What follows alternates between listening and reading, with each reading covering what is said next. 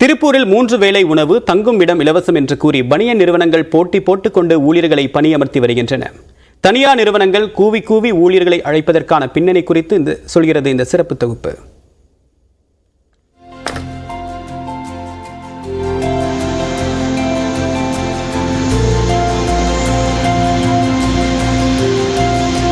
திருப்பூர் சென்றாலே ஏதாவது ஒரு வேலை கிடைத்துவிடும் என்பது பலரது நம்பிக்கையாக உள்ளது.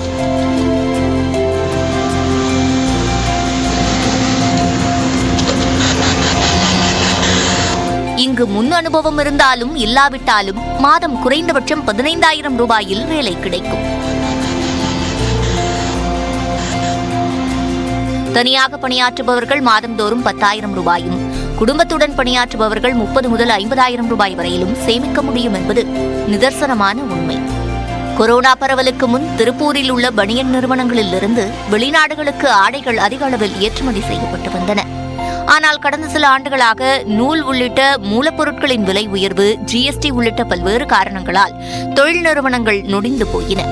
இதனால் இங்கு பணியாற்றி வந்த தொழிலாளர்கள் ஏராளமானோர் தங்களது சொந்த ஊர்களுக்கு சென்று செட்டில் ஆகிவிட்டனர்.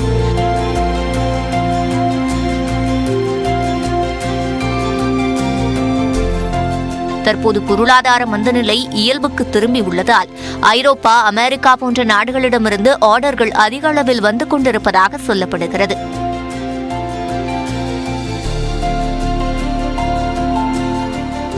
ஆனால் ஆடைகளை உற்பத்தி செய்யும் அளவுக்கு திருப்பூரில் தற்போது போதிய தொழிலாளர்கள் இல்லை.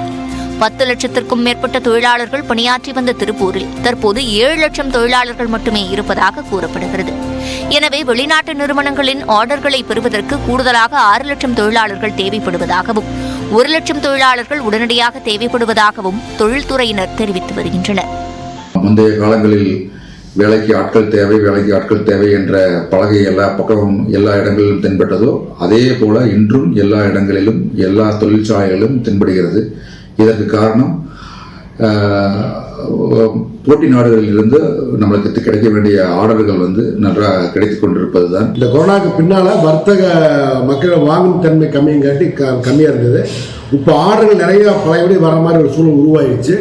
இந்த ஆர்டர் செய்வதற்கு உண்டான இங்க பாத்தீங்கன்னா தொழிலாளர்கள் பற்றாக்குறை இருக்காங்க. எனவே பல்வேறு மாவட்டங்களில் உள்ள தொழிலாளர்களை ஈர்க்கும் விதமாக திருப்பூரில் உள்ள பனியன் நிறுவனங்கள் பல்வேறு ஆஃபர்களை வாரி இறைத்து வருகின்றன. குறிப்பாக தொழிலாளர்களுக்கு தங்குமிடம், 3 வேளை உணவு, நிறுவனங்களுக்கு சென்று வர பேருந்து வசதி இலவசம் ஆகியவை வழங்கப்படுகின்றன.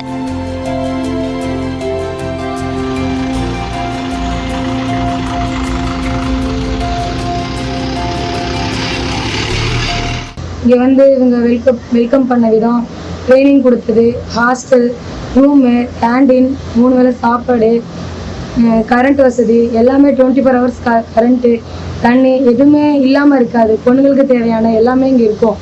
இவை தவிர்த்து பெரிய நிறுவனங்களில் ஆண், பெண் தொழிலாளர்கள் உயர்கல்வி பயில தேவையான வசதிகளும் அதற்குண்டான பயிற்சிகளும் கொடுக்கப்பட்டு வருகின்றன.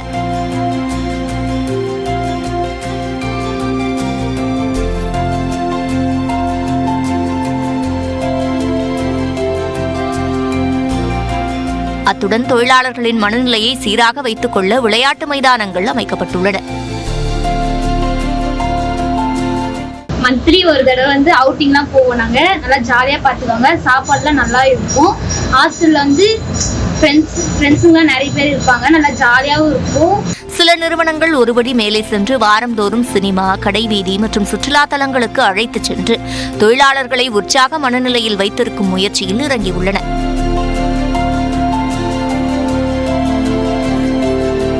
அதே நேரத்தில் அரசு தரப்பிலிருந்து தொழிலாளர்களுக்கு அடுக்குமாடி குடியிருப்பு வசதி ஏற்படுத்தி தர வேண்டும் என்ற கோரிக்கையும் எழுந்துள்ளது.